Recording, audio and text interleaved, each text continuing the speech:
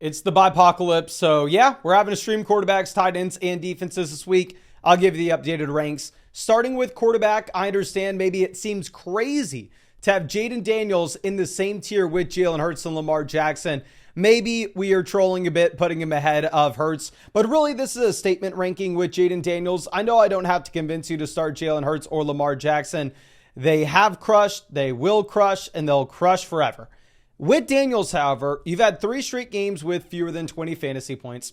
If you remove the Hail Mary that you had against the Chicago Bears at the end of the game, Jaden Daniels really hasn't scored 20 fantasy points in a game since week 6 against the Baltimore Ravens. We have seen their rushing fall dramatically over the past 2 weeks as well, with only 18 rushing yards against the Eagles and 5 rushing yards against the Pittsburgh Steelers. So yes, Jaden Daniels has been much worse than this.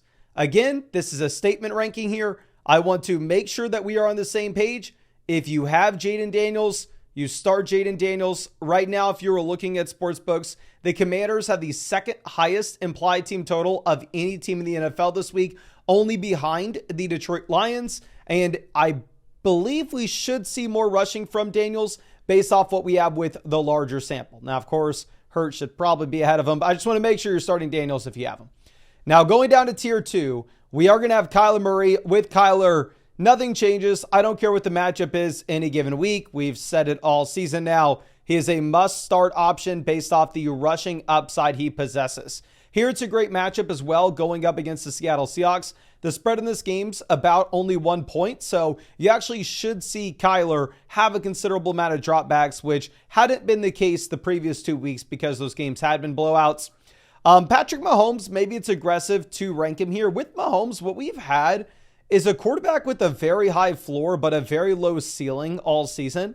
Obviously, we've had 2 really tough matchups here back-to-back with the Denver Broncos and the Buffalo Bills. Actually, against the Buffalo Bills, we saw sportsbooks put the Kansas City Chiefs with an implied team total of only 21.5 points, which is much lower than what we see this week, with them sitting there at about 27 points with their implied team total going up against Carolina. Now, obviously, I would say that Mahomes has a much lower ceiling than the other quarterbacks in this tier, however, because a lot of the production should come on the ground with the combination of Pacheco and Hunt. Our next quarterback will be Jordan Love. I was surprised to see that the Packers are 2.5-point favorites in this game. Now, you didn't see a ton of passing attempts against the Bears this past week. You actually saw the passing volume be at a season low with only 17 pass attempts here with Love. Obviously, you don't really have any rushing upside. Now, I understand maybe that seems crazy to say when he had the rushing touchdown last week, but that was his first game with more than 15 rushing yards on the season and his first game with a rushing touchdown. So typically, we're not expecting the rushing upside. Purdy, on the other hand, has actually given you a ton of rushing upside as of late. Purdy, you're sitting with 4 rushing touchdowns over the past 4 weeks. Over the past 4 weeks, he's averaging about 35 rushing yards per game as well. I'm starting Brock Purdy in the Flock League. My concern is, while typically we're used to seeing an implied team total up at 26, 27 points, having the Niners one of the higher scoring offenses in the NFL, this week it's down to only 22.5, and they are 2.5-point dogs here against Green Bay. But if they are dogs, then we can probably assume that we have more Brock Purdy dropbacks in general. And you'll see with the tight end rankings, we are expecting Kittle to be good to go. And then Justin Herbert, you could very easily have all the way up at 4 in the rankings this week. We really didn't consider Justin Herbert as a viable option in these rankings until week 11 against Cincinnati. Obviously, that's when he popped up on the radar because of the game environment, because it was a close spread, and you could see Herbert having significantly more dropbacks than what you could have projected him out for earlier in the season. And yes, you get 36 pass attempts for Justin Herbert, which was the second highest that we have seen this year. But if you're looking at the spread this week, it's also a really good spot to see the passing volume go up in Los Angeles, where right now you actually have the Baltimore Ravens as 3-point favorites. This game has an over-under of 51 points. So this would be the best spot that I think Herbert's projected to be in all season. Obviously, at the beginning of the year, the man was absolute garbage for fantasy football. I mean, the first 6 weeks, you had 10, 12, 9, 11, 13, 14 points. But over the past month, he's been an extremely strong option, and this is a really good matchup as well. I do want to reiterate that I think you could have Herbert all the way up at QB4 this week. That's why we do these as tiers. I think you can really rearrange the order that you want with any of these guys inside this tier. Now, dropping down to our next quarterback, we are going to be looking at Bo Nix. With Bo Nix here, I understand that he is absolutely crushed. I mean, if you're looking at what we have seen over the past 4 weeks, you've had 284, 223, 215, and 307 passing yards. So I know a lot of people are probably going to be upset with us for having Bo Nix this low in the rankings. The issue is going up against the Raiders, you're actually going to be expecting this to be a spot where we don't have a ton of Bo Nix dropbacks. I don't necessarily know if you're going to get to see the 30 plus pass attempts how you did against the Chiefs, Ravens, Atlanta over the past 3 weeks. You're actually kind of seeing this with the projections onto Underdog as well, where Underdog currently is sitting with Bo Nix at higher, lower 213.5 passing yards. Now, of course, if you wanted to say, Mason, you're an idiot, Bo Nix should be way higher than this, you're more than welcome. Go take the higher than 213.5 passing yards on Underdog Fantasy. Or you can scream at me in the comment section, whatever is going to make you feel happier. And obviously, if you were going to take that on Underdog Fantasy, I'd highly recommend using promo code FLOCK. That way you can pair it up with the free Jameis Winston pick, more than less than half a total yard for the game on Thursday night. And also, if you use promo code FLOCK on Underdog, you're going to get an additional 50% deposit bonus, and you'll be getting a free team review in the live stream that we're doing every single night. I'll leave the link to Underdog Fantasy both in the description and comment section, just in case you're not already on there. It is available in damn near every state. But let's move this over to Baker Mayfield. Baker Mayfield very easily can move up these rankings once you get confirmation that you do have Mike Evans good to go in this game. Mike Evans did get in a practice on Wednesday, so it looks very possible that Evans is playing here. The concern that I would have with Baker is it's a game environment going up against the New York Giants, where the Giants are sitting here projecting out to be one of the worst offenses in the league this week. And ultimately, that could be a spot where the Bucs are just looking to run the ball consistently. I'm going over to what we have with Jared Goff. It's a very similar situation.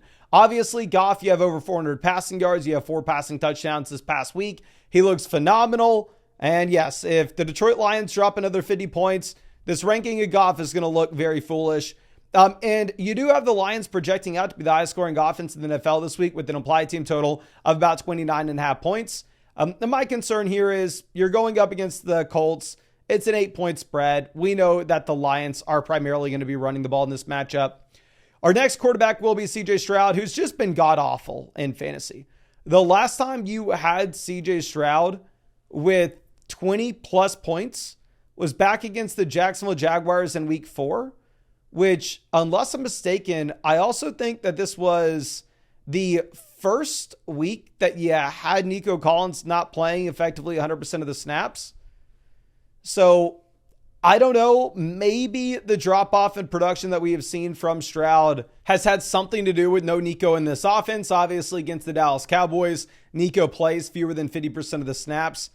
This matchup against the Tennessee Titans, there's a massive spread on this game. Very easily, you could see this be a spot in which they are just running the ball with Joe Mixon consistently. Tua, you actually see project out to be yet again in one of the best offenses in the league. We talked about Tyreek being a big-time bounce-back player last week because of the idea that you were looking at sportsbook projections and they had the Dolphins as a top 5 scoring offense. That's the same thing that you're looking at here against the New England Patriots. Obviously, the issue with Tua is you're simply not going to have any rushing volume. And if Achane does take the rushing touchdowns at the goal line and that does not go through the air, then it does just limit Tua's upside. And then our last tier, if you are having to stream quarterbacks, I think you could look at A-Rich, who will have a ton of dropbacks against Detroit. They'll be trailing, and you potentially have some rushing. Drake May, who has the rushing floor where the vast majority of weeks he's started, you are at minimum getting 20 rushing yards and potentially a touchdown. Geno Smith in a game environment where you probably do see a considerable amount of dropbacks. Matthew Stafford obviously has been phenomenal since you have both Kupp and Puka back in this offense. The concern is this is a little bit of a tougher matchup going up against Philly. And then Sam Darnold, you do have a bounce back against Tennessee this past week with the rushing touchdown, but it's a tough matchup going up against Chicago, which should be one of the lower scoring games of the week. Now, going over to tight ends, I don't necessarily know if we need to talk about tier one too much. Obviously, if you have Bowers, you play him. Crazy to see how good Bowers has been this year. And again, I want to reiterate, there's nothing more embarrassing than the fact that I was celebrating taking Sam Laporta in round 4 of every underdog draft when you literally could have had Brock Bowers 4 to 5 rounds later. I should have listened to y'all. I am sorry. Bowers not only was the better value, but was just the better player straight up. What he's doing in one of the league's worst offenses is incredible. George Kittle has been the tight end 1 this season from a points per game perspective. And I expect him to just absolutely keep crushing with no Brandon Ayuk here. The concern is, of course, with Bowers, we know he's fully healthy. With Kittle, we don't have confirmation just yet. McBride's had double-digit fantasy points in every single game this season, -1. And then going over to Travis Kelce, I mean, while yes, if you're looking at Kelce, you get the dud against Buffalo. Outside of that, I mean, since you had the Rashee Rice injury, you've had 16, 16, 5.5, 25, 22, 20, and then 2 fantasy points this past week. So he's been great with no Rice. I know it's disappointing after the Buffalo performance, but should be a much better Chiefs offense this week, or at least that's what sportsbooks are saying. Now going over to our next tier, we are going to be led off with David Njoku. Now the concern that you have right now when it comes to Njoku in this entire Browns offense is it's a horrible matchup going up against Pittsburgh on Thursday night. Like currently you have David Njoku higher, lower, 45 net receiving yards on Underdog. He's absolutely crushed since Jameis has taken over the past 4 weeks. He's had over 60 receiving yards in 3 of those games. It's just a really tough matchup where if you're looking at implied team totals, right now the Browns are supposed to be the lowest scoring offense in the NFL this week. So because tight ends are gross in general, you definitely start David Njoku if you have him. I just don't necessarily know if we put him in the top tier. And if we are looking at what we have in comparison to, I don't know, other offenses in terms of the receivers like Tillman, Judy, Elijah Moore, maybe one of them pop off. I would just rather avoid the Browns offense this week if we can.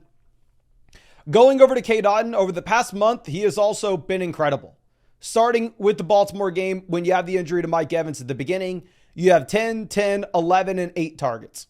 The target volume has dramatically gone up. He's always played snaps in this offense. The issue is you just had so many targets being force-fed to Godwin and Evans. Obviously, since you had them injured, K. Dotton's been the black hole for targets in this offense. Now, the issue is, one, it's probably a lower passing volume day in general for Baker in a matchup where you don't have to throw the ball consistently against the Giants. And also, we are expecting Mike Evans to come back into this offense. But still, you clearly start K. Dotton. I'm going down to our next tier. TJ Hawkinson is yet to play over 50% of the snaps. He is trending in the right direction, 45 to 46 to 48%. Slowly but surely, he is getting there. But another week removed from the injury, you like to see. It's a tough matchup. And Hawkinson, we saw the ceiling 2 weeks ago with the 9 targets, 8 receptions, 72 receiving yards. You're hoping he just sees the field a little bit more. Sam Laporta practices in full on Wednesday, so Laporta should be 100% good to go. And I'm telling you one thing, based off how much I freaking drafted this dude in best ball drafts and the fact that I will be starting him in the Flock League this week, I am probably rooting for Laporta more than any other player in fantasy football, which is a crappy spot to be in. I thought we were about to get a blow-up performance against Houston, but obviously you go down with the shoulder. I mean, he only had 60% of the snaps, but you did get the receiving touchdown. Should be the highest scoring offense in the NFL this week. Going over to Dallas Goedert, you're going up against the Rams. You have an implied team total of 26 points. Should be a very high scoring game environment in general here. And then dropping down to our next tier, Mark Andrews obviously has had a pretty good stretch over the past 6 weeks, but a lot of this has been fueled just off of touchdowns rather than actual target volume. So I don't necessarily know how easy it is to expect this to continue going into the future. Like the 1 week where you had Andrews seeing over 80% of the snaps was the 1 week that you had no Isaiah Likely. But it should be a game environment where they are forced to throw the ball. The spread's only 3 points in this game. Jonnu Smith will be our next tight end. Jonnu over the past 5 weeks has had a ton of target volume. This offense does project out to be one of the best offenses in the NFL. Zach Ertz also has had a lot of target volume. This offense also projects out to be the second highest scoring offense in the NFL this week against Dallas, but a lot of that should come on the ground. Obviously, Dallas isn't going to be able to put up a fight. I'm going over to what we have with the next two tight ends. Hunter Henry, Tucker Kraft can be our next two guys. I will flex that we 100% nailed the Tucker Kraft sell high call. If you look at Kraft, it was all just fueled off touchdown efficiency, where the man so far this season has 2 games with more than 5 targets. Hell, he has 3 games with more than 4 targets. He had this super nice little stretch of games in the middle of the season, fueled off of touchdowns. But obviously, if the touchdown's not there, you see what the floor is this past week. And don't think, oh, it's because Kraft didn't get to see the field. No, Kraft played 93% of the snaps. And then our next tier, we already have Pat Freiermuth and Cole Kmet. I have streamed both these guys at times in the Flock League this season. I would rather avoid it if we can, especially Kmet. I mean, Kmet, you see a season-high 97% of snaps this past week with the change with the offensive coordinator, but still, you only get a total of 3 targets. Now, going over to defenses, there are not too many exciting defensive options this week. Tier 1, super exciting plays. You have the Steelers against the Browns to Jameis Winston. Right now, again, I do want to reiterate, the Browns are supposed to be the worst offense in the league this week, according to Las Vegas sportsbooks. We know that the Pittsburgh Steelers can make noise with special teams. We know the Pittsburgh Steelers can generate pressures, generate sacks, and we know Jameis can't turn the ball over. So the Steelers are the best defense. Then afterwards, you have some combo, the Chiefs, Texans, Broncos.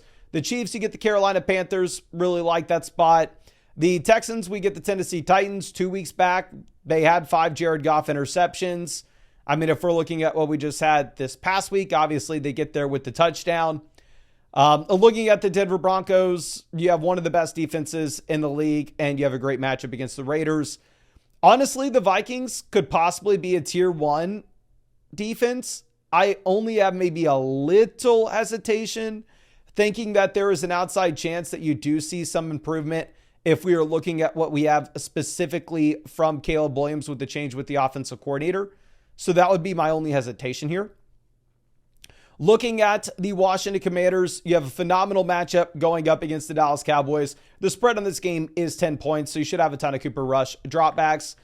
Tampa, get a great matchup going up against Tommy DeVito. And the Lions, you are about 8-9 point favorites here going up against the Indianapolis Colts and Anthony Richardson.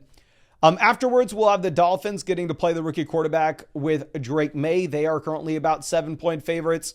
Then the Browns, Bears are both underdogs in their respective matchups, but they both are teams with good defenses, and both games have very low over-unders. The Eagles, great defense. The issue is really tough matchup going up against the Rams. And then the Cardinals, I mean, they've been great over the past 2 weeks. They're coming off a bye as well, so maybe you look in their direction. The reality is, if you have a top 8 defense in the rankings this week, you should be very, very confident. And beyond that, I don't freaking know. But I really hope I was able to help you out in some way here. Again, I want to reiterate, if you wanted to tell me, Mason, you're an idiot, Bo Nix is easily going to have more than 213 passing yards, you can find that pick over there on Underdog Fantasy. I'll leave the link in the description and comment section. Promo code FLOCK, you'll get a 50% deposit bonus up to $1,000. Plus, you'll be getting a free Jameis Winston pick, more than less than half a total yard for the game tonight. And on top of that, you'll be getting a free team review in the live stream we're doing every single night. But I think that's all I got for you. I really appreciate you and really hope we get to see you out with the live stream later tonight.